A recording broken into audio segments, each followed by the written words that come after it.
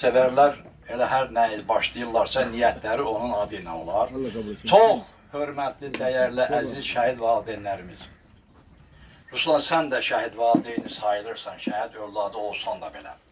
Çünki sən əmanətsən. Atanın, Mahirin. Bizim çox dəyərli, hörmətli hakimiyyət, Qalib müəllim başının dəstəsi.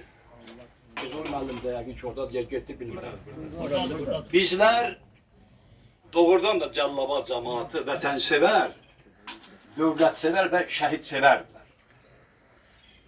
Və biz bunu sübut eləmişik. Biz şəhidseverliyimiz bütün Azərbaycanda, bəlkə də Türk dünyasında bizimlə bərabər olanlar, bu estağfurullah, başqa mənə demək istəmirəm, yəni kaş bütün Azərbaycanın bütün bölgələri Cəllabadlılar qədər vətənsevər və şəhidsevər olaydılar. Və biz buna qadirik. Və bizim böyüklüyümüz, Əsəd, sən buradasan Əsəd, çək. Bizim böyüklüyümüz ondadır ki, təkcə sevmirik,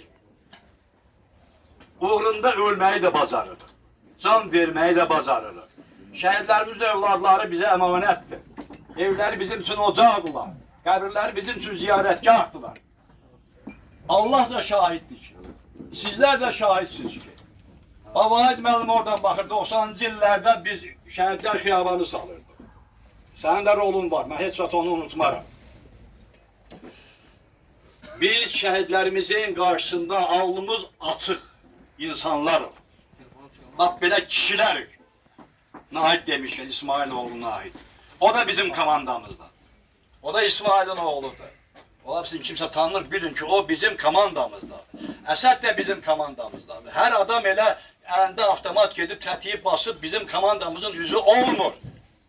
Həm Arif kimi, bu şəhid ailələri kimi üzvləri olan komanda möhtəkəmlikdə hansı komanda ilə müzakirə oluna yaxud tərəziyə qoyular. Bax, biz ona görə qüvvəliyik. Ona görə qüvvəliyik ki, biz şəhid övladlarımızın qarşısında alnımız açıqdır, Rusların qarşısında alnımız açıqdır. Mən bunu hesabat kimi verirəm, arayış verirəm ki, bundan sonra da necə bizlər o 90-cı illərdə acılıq, susuzluq, vətənsizlik, şərəfsizlik yüz üstdən dırnaq arasında onu demək istədim. Yəni, nəyimiz də olmasa şərəfimiz olub, lakin utanç alnımızda yazılmışdı. Bizim torpaqlarımız əldən getmişdi. Biz unutmadıq şəhid övladların, şəhid valideynlərinə, valideynlərimiz kimi baxdıq. Əksəriyyətindən mən yaşda böyüydüm, lakin onları bağıra basanda deyilib, sən də mənim atamsan. Çünki sən şəhid atasısan. Şəhid atası o qədər böyük bir anlamdır ki, öyle hamımızın atası. Azərbaycanda birinci şəhid atası, ondan sonra dövlətimizin rəhbərləri gəlib gələrlər. Belə o mənadır. Alimlərimiz gələ bilər, nə bilim, kimlər olur olsun. Ruslan, 3 uşaq qalmışdılar. Mahirin 3 uşağı qalmışdı.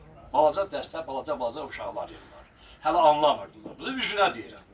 Və Allah bize o şansı verdi. Çünkü qəlbimizdə sevda var idi, sevgi var idi, şəhid sevgisi var idi. Bu hamısı vətənsevərlikdən doğan bir sevgilərdir. Köməkləşdik. Bir yerdə böyüdük.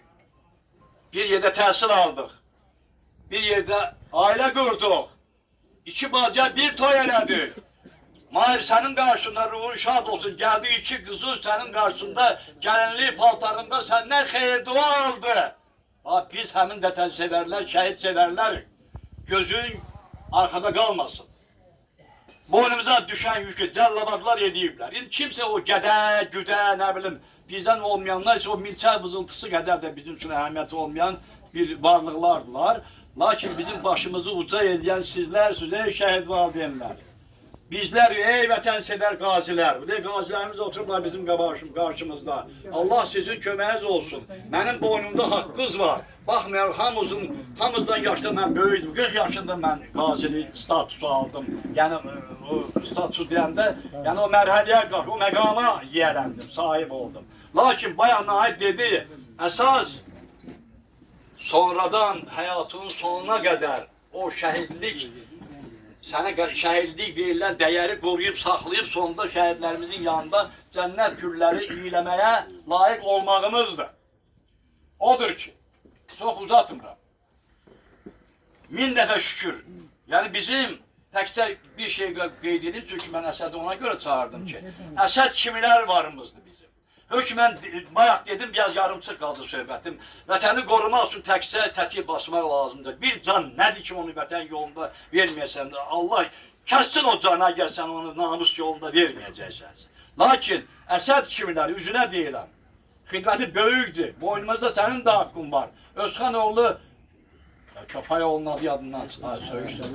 Əzim. Nədir adı onu? Əzim. Əzim, ağır şeylərdən qoru.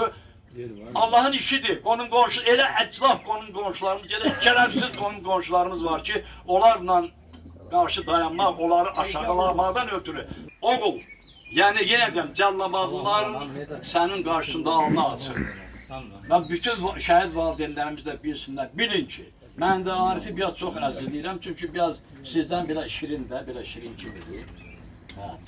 Dadlı.